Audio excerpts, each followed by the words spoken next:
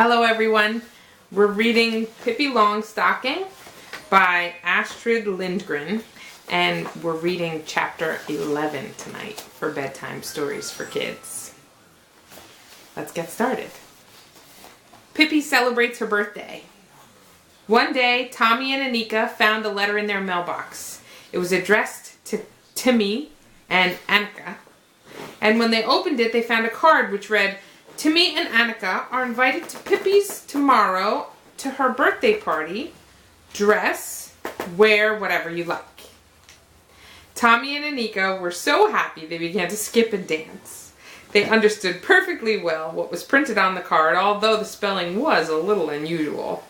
Pippi had had a great deal of trouble writing it. To be sure, she had not recognized the letter I in school the day she was there, but all the same, she could write a little. When she was sailing on the ocean, one of the sailors on her father's ship used to take her up on the deck in the evening, now and then, and try to teach her how to write. Unfortunately, Pippi was not a very patient pupil. All of a sudden, she would say, "No, Fridolf." That was his name. "No, Fridolf, bother all this learning. I can't study any more now because I must climb the mast to see what kind of weather we're going to have tomorrow." So it was no wonder the writing didn't go so well. One night, she sat struggling with that invitation, and at dawn, just as the stars were paling in the sky over Villa Villacula, she tiptoed over to Tommy and Anika's house and dropped the letter into their mailbox. As soon as Tommy and Anika came home from school, they began to get all dressed up for the party. Anika asked her mother to curl her hair, and her mother did and tied it with a big pink satin bow. Tommy combed his hair with water so that it would lie all nice and smooth. He certainly didn't want any curls. Then Anika wanted to put on her very best dress, but her mother thought she'd better not, for she was seldom neat and clean when she came home from Pippi's. So Anika had to be satisfied with her next best dress. Tommy didn't care what suit he wore so long as he looked nice. Of course, they had bought a present for Pippi. They had taken the money out of their own piggy banks, and on the way home from school had run into the toy shop on Main Street and bought a very beautiful, well, what they had bought was a secret for the time being. There it lay, wrapped in green paper and tied with a great deal of string, and when they were ready, Tommy took the package and off they went, followed by their mother's warning to take good care of their clothes. Anika was to carry the package part of the way, and they were both to hold it when they handed it to Pippi. That they had agreed upon.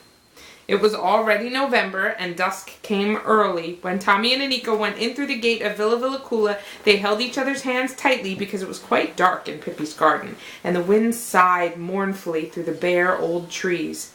"Seems like fall," said Tommy. It was so much pleasanter to see the lighted windows in Villa Villacula and to know they were going to a birthday party. Ordinarily, Tommy and Anika rushed through the kitchen door, but this time they went to the front door. The horse was not on the porch. Tommy gave a lively knock on the door. From inside came a low voice. "Who comes in the dark night on the road to my house? Is it a ghost or just a poor little mouse?" "No, no, Pippi, it's us!" shrieked Anika. "Open the door!" Pippi opened the door. "Oh, Pippi, why did you say that about a ghost? I was so scared," said Anika, and completely forgot to congratulate Pippi. Pippi laughed heartily and opened the door to the kitchen. How good it was to come in where it was light and warm. The birthday party was to be in the kitchen, because that was the pleasantest room in the house. There were only two other rooms on the first floor, the parlor, in which there was only one piece of furniture, and Pippi's bedroom. The kitchen was large and roomy, and Pippi had scrubbed it until it shone. She had put the rugs on the floor and a large new cloth on the table. She had embroidered the cloth herself with flowers that certainly looked most remarkable, but Pippi declared that such flowers grew in the farthest India, so of course that made them all right. The curtains were drawn and the fire burned merrily. On the wood box sat Mr. Nilsson banging pot lids together. In a corner stood the horse, for he too had been invited to the party. Now at last, Tommy and Anika remembered that they were supposed to congratulate Pippi. Tommy bowed and Anika curtsied, and they handed Pippi the green package and said, "May we congratulate you and wish you a happy birthday?" Pippi thanked them and eagerly tore the package open, and there was a music box. Pippi was wild with delight. She patted Tommy and she patted Anika and she patted the music box and she patted the wrapping paper. She wound up the music box, and with much plinking and plonking, out came a melody that was probably supposed to be Actor Care Augustine. Pippi wound and seemed to forget everything else, but suddenly she remembered something. "Oh my goodness, you must have your birthday presents too," she said. "But it isn't our birthday," said Tommy and Anika.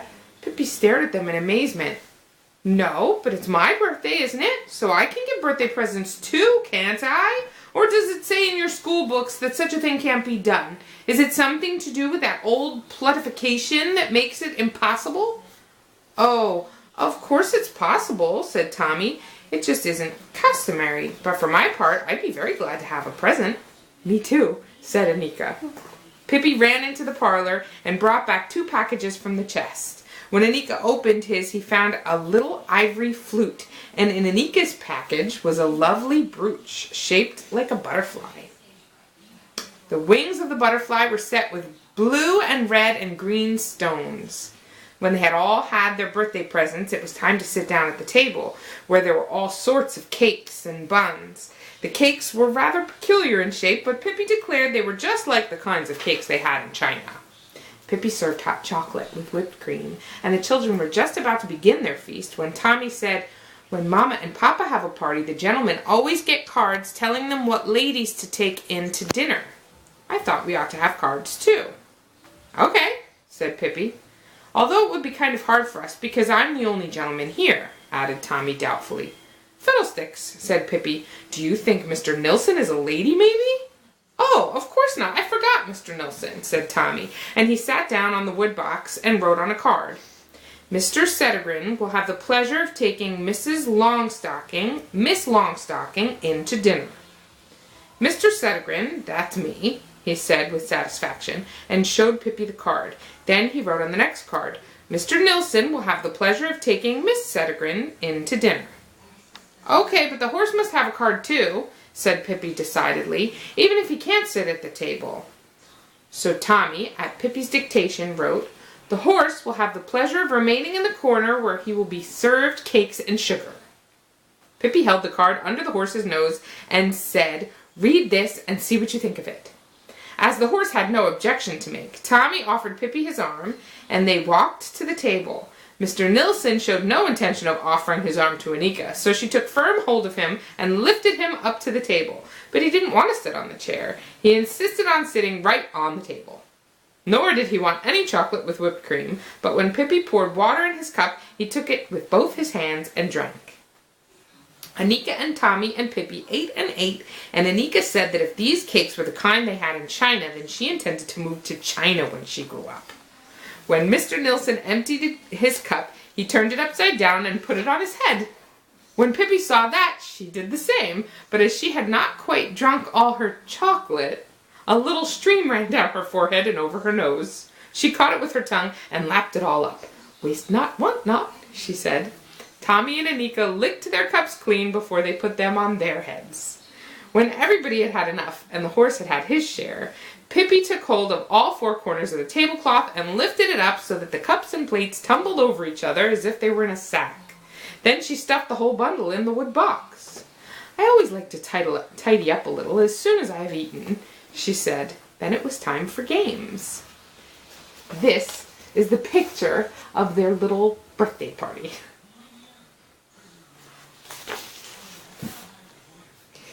Pippi suggested that they play a game called Don't Touch the Floor. It was very simple. The only thing they had to do was walk all around the kitchen without once stepping on the floor.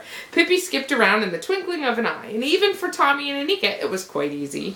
You began on the drain board, and if you stretched your legs enough, it was possible to step onto the back of the stove, from the stove to the wood box, and from the wood box to the hat shelf and down onto the table. From there, across 2 chairs to the corner cupboard. Between the corner cupboard and the drain board was a distance of several feet, but luckily there stood the horse, and if you climbed up on him at the tail end and slid off at the head end, making a quick turn at exactly the right moment, you landed exactly on the drain board.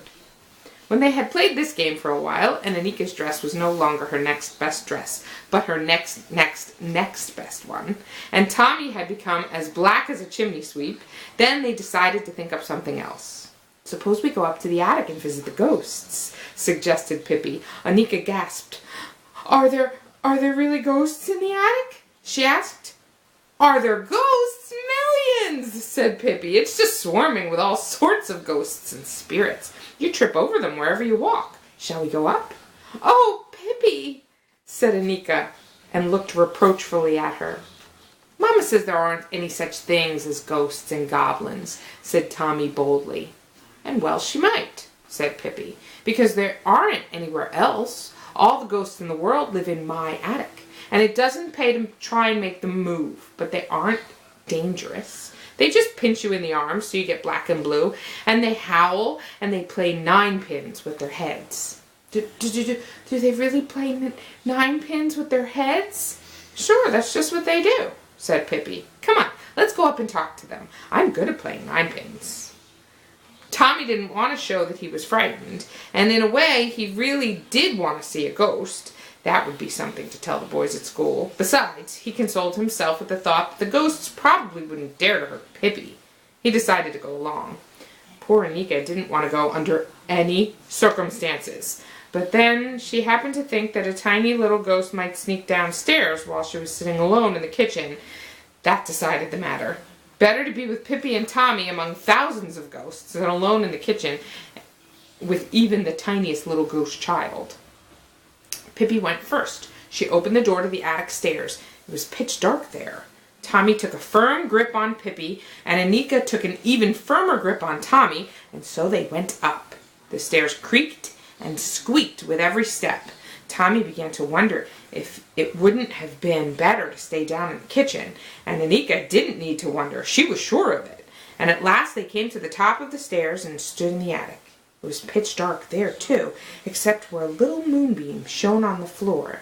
There were sighs and mysterious noises in every corner when the wind blew in through the cracks. "Hi, all you ghosts!" shrieked Pippi. But if there was any ghosts there, he certainly didn't answer. "Well, I might have known," said Pippi. "They've gone to a council meeting of the Ghost and Goblin Society." Anika sighed with relief and hoped that the meeting would last a long time. But just then, an awful sound came from one of the corners of the attic. "Woo!" it said, and a moment later Tommy saw something come rushing toward him in the dimness. He felt it brush his forehead and saw something disappear through a little window that stood open. He shrieked to high heaven, "A ghost! A ghost!" And Anika shrieked with him. "That poor thing will be late for the meeting," said Pippi. "If it was a ghost, and not an owl. For that matter, there aren't any ghosts," she continued after a while. "If anybody insists that there are ghosts, I'll tweak him in the nose." "Yes, but you said so yourself," said Anika. "Is that so? Did I?" said Pippi. "Well, then I'll certainly tweak my own nose." And she took a firm grip on her nose and tweaked it. After that, Tommy and Anika felt a little calmer. In fact, they were now so courageous that they ventured to go up to the window and look out over the garden. Big, dark clouds sailed through the sky, and they did their best to hide the moon, and the wind sighed in the trees. Tommy and Anika turned around, but then, oh horrors! They saw a white figure coming toward them. "A ghost!" shrieked Tommy wildly. Anika was so scared she couldn't even shriek. The ghost came nearer and nearer. Tommy and Anika hugged each other and shut their eyes. But then they heard the ghost say, "Look what I found! Papa's nightshirt in an old sea chest over here. If I hem it up around the bottom, I can wear it." Pippi came up to them with the nightshirt dangling around her legs. "Oh, Pippi, I could have died of fright," said Anika. "But nightshirts aren't dangerous," Pippi assured her. "They don't bite anybody except in self-defense." Pippi now decided to examine the sea chest thoroughly. She lifted it up and carried it over to the window and opened the drawer so that what little moonlight there was fell on the contents of the chest. There were a great many old clothes, which she threw out on the attic floor.